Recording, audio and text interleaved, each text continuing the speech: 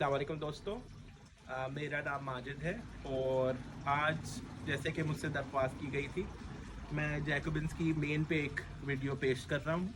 उम्मीद है कि आपको ये यूज़फुल लगेगी। तो जैकोबिन पे मेन क्या होता है, अम, इस बात को पहले मैं एक्सप्लेन करता हूँ। तो ये मेरे पास एक तस्वीर है जैकोबिन की, और ये जैकोबिन की फुल फेदर फॉर्मेशन है।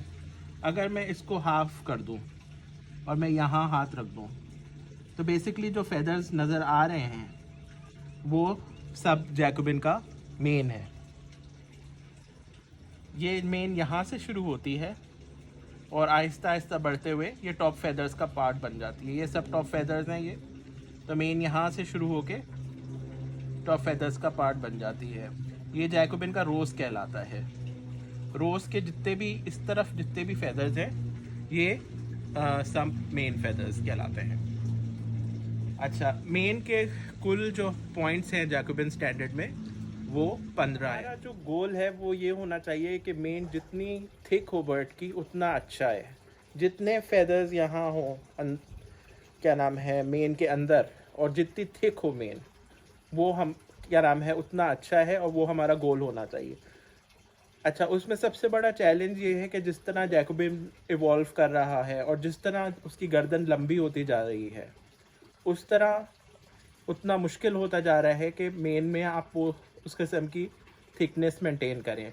एक छोटी गर्दन वाला जो ओल्ड फैशन जैकोबिन है, जो कि मॉडर्न ब्रीडर के पास आजकल नहीं होता, उस पर एक थिक मेन करना अचीव करना बहुत आसान है, क्योंकि उसकी गर्दन इतनी सी है जी।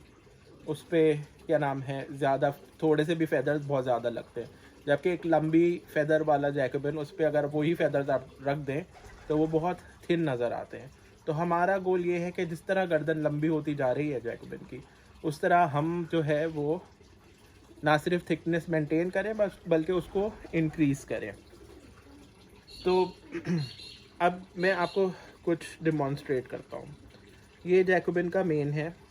अच्छा, इसमें कुछ अंदरूनी फेदर्स हैं, ठीक है। ये जितने ज़्यादा हों उतना अच्छा है। और ये जो बाहर का है, ये बाहर की लेयर जो नज़र आ रही है वो कहलाती है स्टे फेदर्स। ये जो है वो अंदरूनी फेदर्स को एक साथ क्या नाम है मिला के रखती है। तो स्टे फेदर्स बहुत इम्पोर्टेंट है। स्टे फेदर्स ये काम करते हैं कि वो अंदरूनी फेदर्स को संभालते हैं। अब स्टे फेदर्स जो है वो लंबा शुरू होता है और आखिर में कर्व होना चाहिए, और दोनों तरफ का जो स्टे फेदर है वो यूं करके मिलना चाहिए, एक अगर सही मेन हो जैकोबिन की।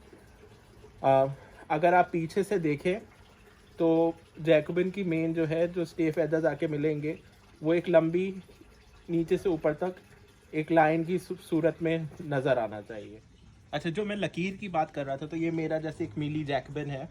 ये पिछले साल की तस्वीर है। आप देखेंगे किस तरह फेदर्स, जो स्टे फेदर्स हैं, किस तरह आके मिल रहे हैं आपस में, कोई जिगजैग नहीं है, और किस तरह एक लकीर बन रही है, यहाँ से शुरू हो रही है और ये नीचे नीचे नीचे तक जा रही है, बर्ड की जो गर्दन है उसकी बेस तक।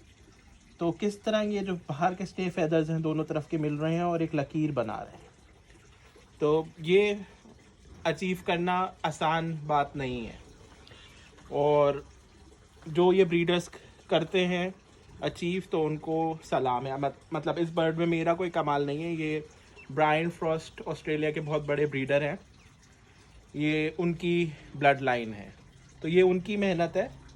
मैं सिर्फ डिमॉन्स्ट्रेट करने की खातिर आपको दिखा रहा हूँ। अच्छा, जहाँ तक थिक मेन की बात रही, तो ये एक और बर्ड है। अगर आप क्लिंट रॉबर्टसन के येलोज़ देखेंगे तो उससे अच्छी जो है वो थिक मेन की कोई मिसाल नहीं होगी।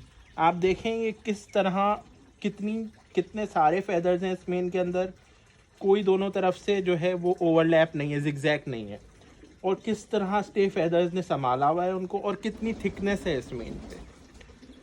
तो ये थिकनेस अचीव करना एक लॉन्ग नेक वाले जैकोबिन पे, ये हमारा गोल है, और ये एक अच्छी मेन की निशानी है। अच्छा दोस्तों, अब आखिर में कुछ बात कर लेते हैं मेन में कुछ वीकनेसेस की जो अमूमन नज़र आती हैं। तो जैसे मैंने पहले कहा कि एक थिन मेन जो है वो अनडिज़ायरेबल है और एक वीकनेस है। सेकंड चीज़ जो नज़र आती है वो ये है कि आपके जो मेन के स्टे फेदर्स हैं, जो बाहर की लेयर है फेदर्स की, वो सीधी चली जा रही है, उसमें कर्व नहीं है। ठीक है, तो वो एक थिन मेन का इम्प्रेशन देती है और उसके बायस जो है मेन की लुक सही नहीं आती। अच्छा, उसके अलावा जो है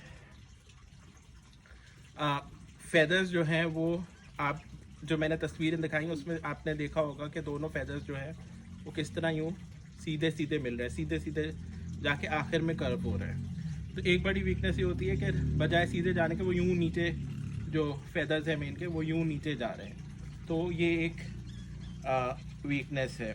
उसके अलावा एक और वीकनेस ये है कि मेन में जो है वो गैप आ रहे हैं। बर्ड स्ट्रेच करता है, अपनी गर्दन स्ट्रेच करता है यूँ करके, जैसे ही उसने स्ट्रेच किया आपको देखा कि एक जगह गैप आ रहा है, कहीं दूसरी जगह गैप आ रहा है, कहीं तीसरी जगह गैप आ रहा है। तो ये एक वीकनेस है। एक और वीकनेस जो नज़र आएगी वो ये है कि मेन जो है बजाय ये कि बीच में मिले, एक तरफ जा रही है, यूं करके जा रही है या यूं करके जा रही है। तो ये भी एक वीकनेस है। उसके अलावा जो एक और वीकनेस है वो ये है कि आपके जो फेदर्स हैं मेन के वो जिगजैग जा रही हैं यूं करके। वो ये उमूमन उस वक्त होगा जब आपके मेन के फेदर्स जो है आखिर में कर्व नहीं करते, वो सीधे चले जाते हैं, तो वो फिर जिगजैग करने लगते हैं आपस में यूं करके। तो मेरे ख्याल से मैंने काफ़ी कुछ इस वीडियो में कवर कर लिया है। अगर आपके कोई सवालात हैं तो ज़रूर मुझसे आप कांटेक्ट कीजिए, मैं जवाब देने की कोशिश करूँगा। शुक्रिया।